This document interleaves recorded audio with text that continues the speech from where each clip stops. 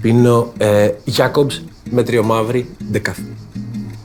Απολαμβάνω πάρα πολύ να κάνω ταξίδια όποτε μπορώ. Απολαμβάνω πάρα πολύ να κάνω βόλτες με τη μηχανή μέσα στην Αθήνα. Τρελαίνομαι. Απολαμβάνω να παίζω. Μ' αρέσει η σκηνή, την αγαπάω τη σκηνή πολύ. Το θέατρο είναι μια δουλειά η οποία εκ των πραγμάτων, ξέρεις, πάει πακέτο με την ανασφάλεια. Δηλαδή, ούτως ή άλλως, συνήθως 2 με 3 φορές τη σεζόν ψάχνουμε δουλειά.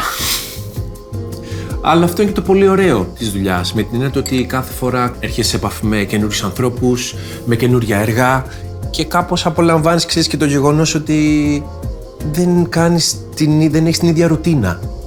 Ευγνωμοσύνη νιώθω που έχω την υγεία μου, που κάνω αυτό που θέλω, που κάνω αυτό που αγαπάω, που έχω ανθρώπους γύρω μου που με σκέφτονται, που τους σκέφτομαι. Μπορεί ένας φίλος να με πάρει και να μου πει: σε σκέφτηκα. Ελπίζω να είσαι καλά. Τα λέμε. Το κέντρο μου εγώ το βρίσκω όταν αντιλαμβάνομαι ξανά και ξανά ότι δεν είναι τίποτα δεδομένο και πρέπει να διεκδικώ και να απολαμβάνω την κάθε στιγμή, ρε παιδί μου, όντως.